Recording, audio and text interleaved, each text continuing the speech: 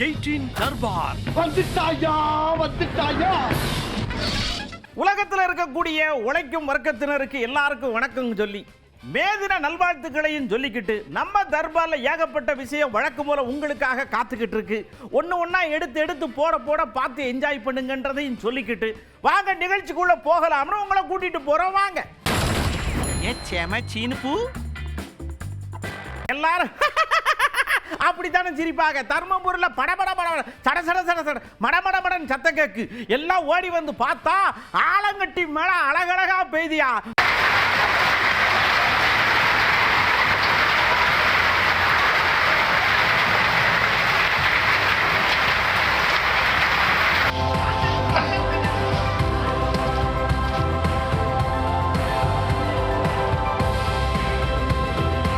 குவாலியர்ல வெயில் பிரிச்சுக்கிட்டு மேயுது.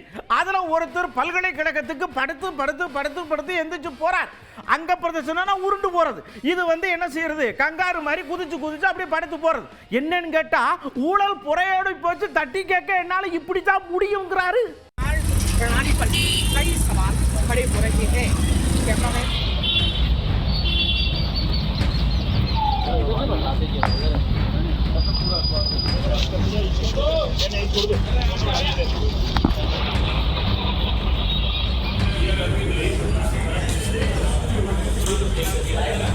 நெல்லை மாவட்டத்தில் நம்ம காவல் ஆணையர் ஐயா இந்த படிக்கிற பசங்களுக்கெல்லாம் ஒரு விஷயத்தை சொன்னாங்க. 57 பேர் பாஸ் பண்ணாங்கல்ல, அதே மாதிரி யூபிஎஸ்ல நீங்களும் படிச்சு பாஸ் பண்ணணுமா வேணாமா? பழம்பெருமை பேசப்படாது, பேசலாம். படிப்பு விஷயத்துல கவனமா இருக்கணும் அப்படின்னு சொல்லியிருக்காரு. திரும்ப சொல்லிக்கிட்டே இருப்பான், நாங்கள்லாம் ஆண்ட பரம்பரை அப்படின்னு. ஆண்ட பரம்பரைலாம் எதுவுமே கிடையாது. ஆண்ட பரம்பரைலாம் காணாமல் போயிட்டான். யார் இன்னைக்கு படித்து பதவியில் போய் உட்காடுறாங்களோ அவன் தான் ஆண்ட பரம்பரை. பதவியில் போய் உக்காந்தாதான் ஆண்ட பரம்பரை. என்னுடைய தாத்தா இந்த டிஸ்ட்ரிக்ட் கலெக்டர், என்னுடைய தாத்தா இந்த மாவட்டத்துக்கு எஸ்பி அப்படின்னு சொல்லிக்கிறது தான் இனிமேல் ஆண்ட பரம்பரையாக இருக்குமே ஒழிய வெறும் பழம்பெருமை பேசிக்கொண்டு யாரோ சம்பாதித்து வைத்த சொத்தை என்னதுன்னு சொல்லி கிளைம் பண்ணிக்கிறதெல்லாம் இன்னைக்கு பெருமையே கிடையாது. தமிழிசை அக்கா தான் ரொம்ப அழகா வரவேற்று மனசு புலங்காகிதம் அடைஞ்சிருக்கிறேன் நம்பி. அது ஒரு விஷயத்தை நாங்கள் உங்கள்கிட்ட பகிர்ந்துக்கிறலனா என்னால் முடியாதுனாங்க. சொல்லுங்கக்கா அப்படின்னு கேட்டோம். சாதிவாரி கணக்கெடுப்பை நடத்த சொல்லி பிரதமர் ஐயா சொன்னாங்கல்ல, மனசு குளிர்ந்து போச்சுயா. நேரில் பார்த்து நன்றி சொல்லணும் அப்படின்னாங்க. அக்கா என்னால் வர முடியாது, நீங்கள் மட்டும் போயிட்டு வாங்க நான் சொல்லிட்டேன். மரியாதைக்குரிய பாரத பிரதமர் அவர்களை நன்றியுணர்ச்சியோடு இங்கே பதிவு செய்கிறேன். இன்னும் சொல்ல போனா பிற்படுத்தப்பட்ட மக்களுக்கும் சமூகத்தில் பின்தங்கிய மக்களுக்கும் மரியாதைக்குரிய பாரத பிரதமர் அவர்கள் ஓபிசி கமிஷன் என்று வைத்து அதற்கு அரசு அங்கீகாரத்தை கொண்டு வந்தார். கான்ஸ்டிடியூஷனல் இம்பார்ட்டன்ஸை கொண்டு வந்தார். அதற்கு எதிர்த்து ஓட்டு போட்டவர்கள் காங்கிரஸ்காரர்கள். மண்டல் கமிஷனை எதிர்த்து பேசியவர்கள் காங்கிரஸ்காரர்கள். ஆனால் இன்று செல்வ பெருந்தகை போன்றவர்கள் காலதாமதமானது என்று சொல்கிறார்கள். தாமதமாக எடுத்த முடிவல்ல, பிரதமர் தாமாகவே எடுத்த முடிவு இது.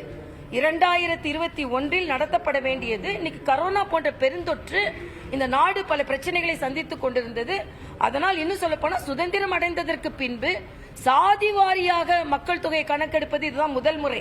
இதற்கு முன்னால் காங்கிரஸ் ஆட்சி காலத்தில் சாதிவாரி கணக்கெடுப்பு மறுக்கப்பட்டது. எடுக்கப்பட்ட சாதிவாரி கணக்கெடுப்பு வெளியிடப்படவில்லை. ஆனால் இவ்வளவு குறைகளை வைத்துக் கொண்டு நாங்க சொன்னதுனால்தான் என்று திராவிட முன்னேற்ற கழகம் காங்கிரஸ் சொல்வதெல்லாம் வேடிக்கை. ஏனென்றால் இவர்களுக்கு அதை சொல்லுகின்ற அதிகாரம் கிடையாது. ஏனென்றால் அதிகாரப்பூர்வமாக இன்று சாதிவாரி கணக்கெடுப்போடு சேர்ந்த மக்கள் தொகை கணக்கெடுப்பை மரியாதைக்குரிய பாரத பிரதமர் அறிவித்திருக்கிறார். அதற்கு நாம் நன்றியுள்ளவர்களாக இருப்போம். அடுத்து நம்ம அந்நியார் வந்தாங்க. அக்கா தமிழிசை அக்கா கொஞ்சம் அவசரப்படாம இருங்க, உங்க உணர்வை கொஞ்சம் கட்டுப்படுத்துங்க.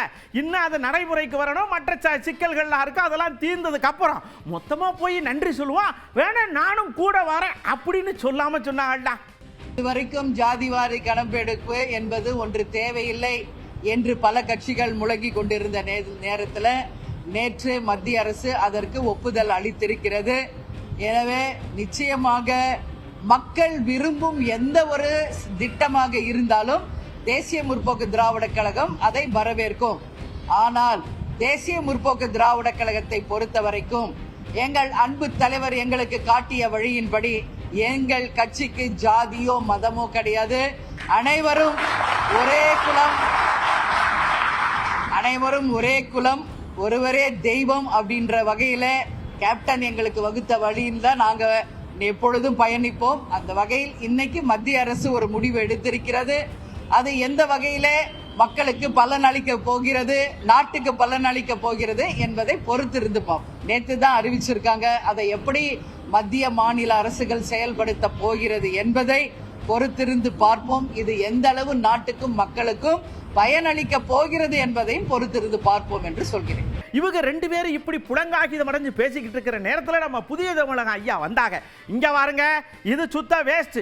அவன் சாதி வேண்டாம் அது வேண்டாம்னு முன்னாடி போகணும்னு பார்த்தா நீங்க 3000 வருஷத்துக்கு காலை பிடிச்சி கயிறை கட்டி தரத்தரன்னு பின்னாடி இழுக்கிறீங்களே, இது நியாயமா அப்படின்னு கேட்காரலா?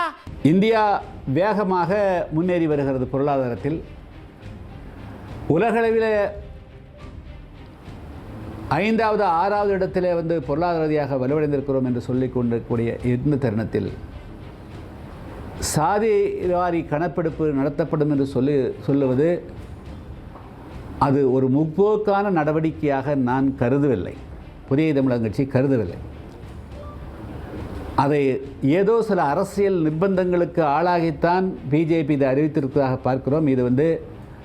இது ஒரு பேக்வேர்ட், இது ஒரு பிற்போக்குத்தனமான நடவடிக்கையாகவே நான் பார்க்கிறேன். மீண்டும் இந்த சாதிவாரி கணக்கெடுப்பு என்பது சாதியை நிரந்தரமாக நிலைகொள்ளச் செய்துவிடும். இதனுடைய ஆபத்துக்கள், இதனுடைய பாதிப்புகள் மிகப்பெரிய ஆபத்தாக கூட முடிவதற்கு வாய்ப்பு இருக்கிறது. அப்படியே இங்கிட்டு கிருஷ்ணசாமி ஐயா கொந்தளிக்கும் போது நானும் என் பங்குக்கு கொந்தளிச்ச தீர்வுன்னு நம்ம அன்புமணி ஐயா வந்தாங்க. ஏங்க சாதிவாரி கணக்கெடுப்பு நடத்தணும் நாங்களே சொல்லிக்கிட்டு இருந்தோம். இப்ப முதல்வரையா எங்களுக்கு கிடைச்ச வெற்றின்னு கொண்டாடுறாங்க. இது சரியா? சமூக நீதிக்கே ஒரு அவமானம் இல்லையா அப்படின்ற மாதிரி அவர் சொல்லி பொங்கி இருக்கார். எதுக்குன்னு தெரியலையே. இப்ப நேத்து முதலமைச்சர் ஒரு ட்வீட் போட்டிருக்கார். இது எங்க கோரிக்கையை மத்திய அரசு நிறைவேற்றி இருக்கிறது, இது எங்களுக்கு தான் வெற்றி. என்ன வெற்றி இதுங்க? யாருக்கு வெற்றி இது? உங்களுக்கும் சமூக நீதிக்கு என்ன சம்பந்தம் இருக்கு?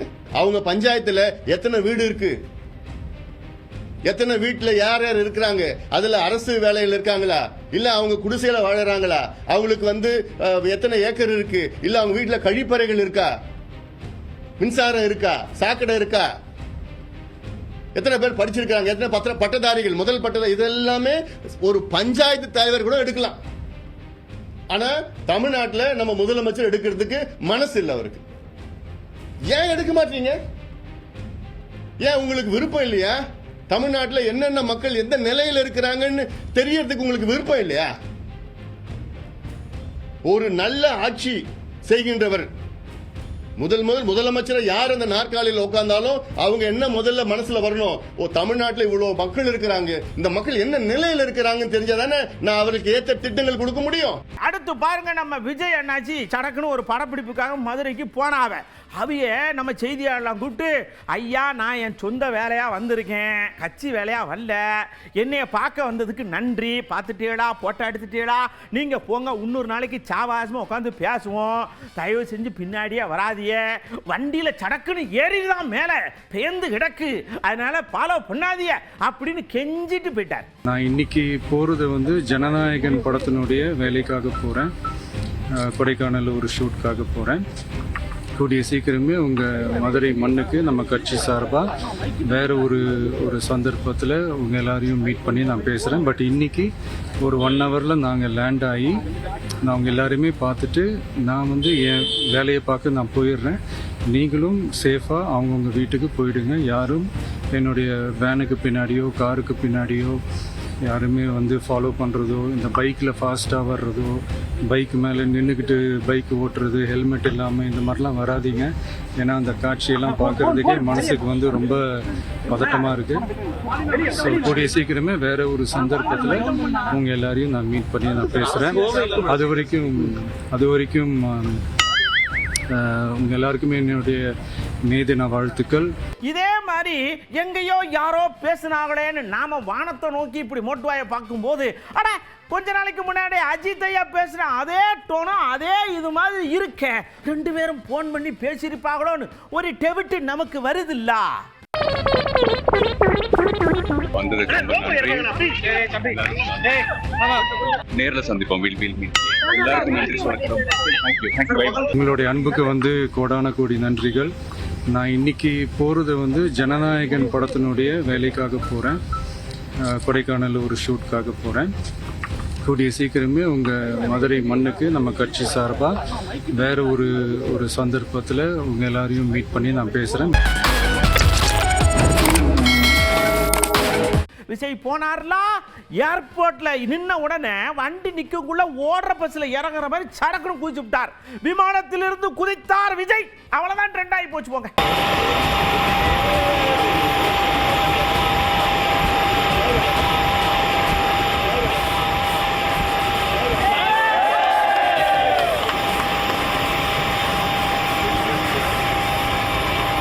இவர் குதிச்ச அந்த குதூகலத்துல கொண்டாயா ஒரு வேணார் கொண்டு வந்து நிப்பாட்டாங்களா, ஏறினார் உள்ள, ஆட்டினார் கைய, கச்ச கச்ச கச்ச கச்ச கச்ச கச்சன்னு சுத்தி இருக்க ஊராயோ தலைவரே கத்த. கடைசியில் ஒரு சின்ன மாநாடு மாதிரி ஆயிப்போச்சு.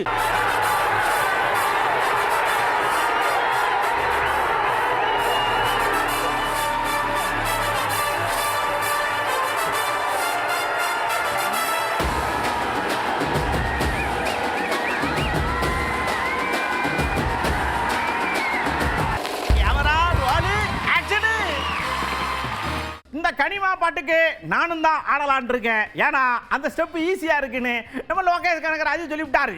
அது மட்டும் இல்லைங்க, அதுக்கடுத்து கூலி படம் வருது, அதுக்கடுத்து கைதி படம் வருது, அதுக்கடுத்து மற்ற 2 படம் வருதுன்னு வரிசையா அடுக்குதாருல. லோகேஷ் கனகராஜ் சூர்யா கூட்டணி எதிர்பார்க்கலாமா? கண்டிப்பா ரோலெக்ஸ் இருக்குல்ல, ஸோ அதுக்கு கூலி அப்டேட் உங்களுக்கு எல்லாம் தெரியுமே. ஆகஸ்ட் 14 ரோலெக்ஸ் எப்போ வர்றதுக்கான வாய்ப்புகள் இருக்குங்க சார்? இல்ல அது எல்லாமே எப்போங்கிறது இன்னும் தெரியாது. அடுத்து சாரோட கமிட்மெண்ட் இருக்கு, என்னோட கமிட்மெண்ட் இருக்கு. இமீடியட்டா கைதி 2 படம் இருக்கு. ஸோ எல்லாத்தையும் முடிச்சுட்டு எப்போங்கிறது ஒன்று இருக்கு. பட் ஆனால் கண்டிப்பா பண்ணி தான் ஆகணும். ஏ ஐயா, வெயில் எப்படி அடிக்க, அந்த ஏசியை போடு அப்படின்னு சிவகாசியில் ஒருத்தர் ஏசியை போட்டிருக்காரு. ஏசி ஓடுது, காத்து உஷு உஷுன்னு வருது, குளிர்ல.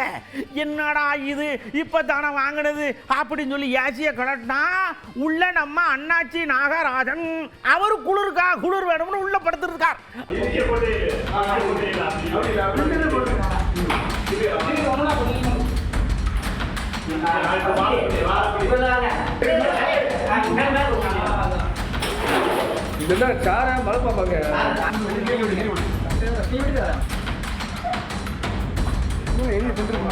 உங்க வண்டியில பெட்ரோல் இருக்கா இல்லையான்னு ஆட்டி பார்த்தா தெரிஞ்சு போகுது.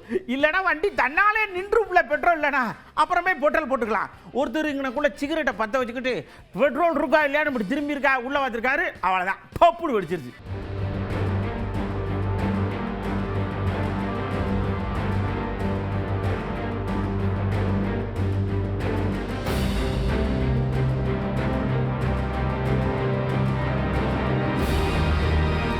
மாப்பில ஒரு மளிகை கடைக்காரர் உப்பை வெளியில வச்சுட்டு கடையை பூட்டிட்டு போயிருப்பார். உப்பெல்லாம் யார் எடுப்பாங்கிற ஒரு தைரியம். அதுல ஒரு ஆள் என்ன பண்ணிருக்காரு, டெய்லி வந்து 2 மூட்டையா லவட்டிட்டு போயிருக்காரு.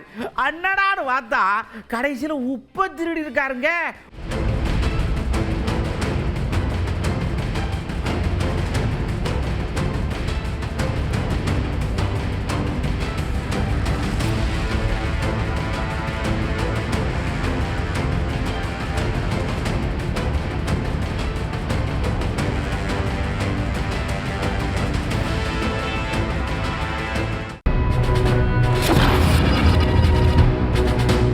உலகம் முழுக்க இந்த மே தினம் கொண்டாடுதாக. அந்த மே தினத்தில் தொழிலாளர்களுக்கு உண்டான ஊதிய வேலை ஏதோ ஒன்று எப்படியோ ஓடுதுன்னு வச்சுக்கிறோமே. அதை தாண்டி வேற என்னெல்லாம் நீங்க எதிர்பார்க்கீங்க, அதெல்லாம் உங்களுக்கு கிடைக்குதா அப்படின்னு கேட்டோம். மனம் திறந்து மடைவோர பேசியிருக்காங்க. மாசத்துக்கு ஒரு நாள் லீவ் கிடைச்சா போதும், அவ்வளோதான் என்னோட ஆசையே. அவ்வளோ எமர்ஜென்சி டைம்ல கொஞ்சம் லீவ் கிடைச்சா நல்லா இருக்கும். பெண்களுக்கு முழு பாதுகாப்பு எவ்வளவு தூரம் கொடுக்க முடியுமோ அது கொடுத்தாலே வேலை செய்யற இடத்த கொஞ்சம் மரியாதையா நடத்தினா போதுங்க சார். பெண்கள் பல இடத்துல வேலை பார்க்குறோம், பெண்களுக்கான பாதுகாப்பு கிடைச்சாலே அதே எங்களுக்கு பெரிய அங்கீகாரம். சின்ன சின்ன பட்டாசு தொழிற்சாலையில் வந்து பார்த்தீங்கன்னா அடிப்படை வசதிகளே வந்து இப்போ சாதாரணமாக சொல்லணும் அப்படின்னா கழிப்பட வசதிகள் கூட அங்கே இருக்காது. பாதுகாப்பு பாதுகாப்பு அம்சங்கள் வந்து இன்னும் மேம்படுத்தப்படணுங்கிறது அனைவருடைய விருப்பமும் கூட. கட்டுமான தொழிலாளர்கள் அதிகமாக கூடக்கூடிய 2ஆம் கேட்டு பக்கத்தில் பார்த்தீங்கன்னா அவங்க போகக்கூடிய யூரின் போகக்கூடிய அந்த கழிப்பிட வசதி என்பது முறையாக கிடையாது. கான்ட்ராக்ட் தொழிலாளர்களுக்கு போதுமான மருத்துவ வசதி என்பது இல்லாமல் இருக்கு. வேற எங்களுக்கு எந்த தொகையும் நாங்கள் கேட்கல. ஆஸ்பத்திரி வசதி இந்த மாரி இதுகள் கொடுத்தாலே எங்களுக்கு போதுமான விஷயம். ஒரு கவர்மெண்ட்ல வேலை செய்யறவங்களுக்கு பணி நிரந்தரங்க மாதிரி எங்களுக்கு ஒரு இடத்துல போய் வேலை செஞ்சோம்னா அந்த பணி நிரந்தரமா இருக்கணும். அந்த இடத்துல எங்களுக்குன்னு தனி மரியாதை வேணும். எல்லா ஒப்பந்த தொழிலாளர்களையும் பணி நிரந்தரம் செய்யணும். எல்லாம் மரியாதை கொடுத்தாவே போதும். ஹோட்டல் கடையோ இல்லை வந்து ஒரு கம்பெனிலையோ வேலை செஞ்சோம்னா எங்களுக்குன்னு ஒரு மரியாதை கொடுத்து ஒரு அங்கீகாரம் கொடுத்து எங்களை வழி நடத்தினா நாங்களும் வந்து சுயநலம் இல்லாத நாங்கள் வேலை பார்த்து நாங்கள் செயல்படுவோம். மன உணர்ச்சிகள் தரக்கூடாது, அவ்வளோதான். மற்றபடி எந்த ஒரு கான்செப்டும். அணிதிரட்டப்பட்ட துறைகளை பொறுத்தவரை அதில் பணியாற்றுகிற தொழிலாளிகளுக்கு ப்ராவிடன்ட் ஃபண்ட், இஎஸ்ஐ போன்ற பல சலுகைகள் இருக்கிறது. அந்த சலுகைகளை அமலாக்குவதற்கு கூட அரசு துறைகளை தவிர இதர நிறுவனங்களில் எந்த முன்முயற்சிகளும் எடுப்பதில்லை. அடிப்படை வசதிகள், குடிநீர், கலவரப் பொருட்கள், எழுது பொருட்கள், இந்த மாதிரி அடிப்படை வசதிகள் என்பது கிடைப்பதில்லை. இதை உத்தரவாதப்படுத்த வேண்டும். பணிபுரியக்கூடிய சூழலை உருவாக்க வேண்டும். இதே மாதிரி நிறைய விஷயத்தோட அடுத்த தர்பாரில் நான் உங்களை சந்திக்கிறேன். குறிப்பாக ஒரு முக்கியமான விஷயத்தை சொல்கிறேன், நல்லா கவனமாக கேட்டுக்கோங்க. வெயில் ஜாஸ்தி அடிக்குது, வண்டிகள் நிறையா ஹீட்டை ப்ரொடியூஸ் பண்ணுது, அதனால தீ டபக்குன்னு பற்றிக்குது. நிறையா வண்டிகள் இப்போ அப்படி தான் பற்றிக்கிட்டு எரியுது. அதனால இந்த உச்சி வெயிலில் வண்டி எடுக்கிறத நிப்பாட்டிட்டு அதே நேரத்தில் வேகமாக முறுக்கிறதை நிப்பாட்டிட்டு நிதானமாக போங்க. கார் வச்சிருக்கிறவங்க கவனமாக போங்க. நிறையா கார்கள் தீப்பற்றி எரியுதுன்னு புகார்கள் வந்துக்கிட்டே இருக்கு. அதனால் உங்கள் பயணம் இனிமையான பயணமாக இருக்கணும்னா கொஞ்சம் இரவு நேரத்தில் இல்லைன்னா சாயந்தர நேரத்தில் உங்கள் பயணத்தை அமைச்சுக்கோங்க. அடுத்த தர்பாரில் நான் உங்களை சந்திக்கிறேன். அதுவரை உங்களிடமிருந்து அன்புடன் விடைபெற்றுக் கொள்வது உங்கள் அன்பு நண்பன் எழில். வணக்க மக்களே. 18 தர்பார் வந்துட்டாயா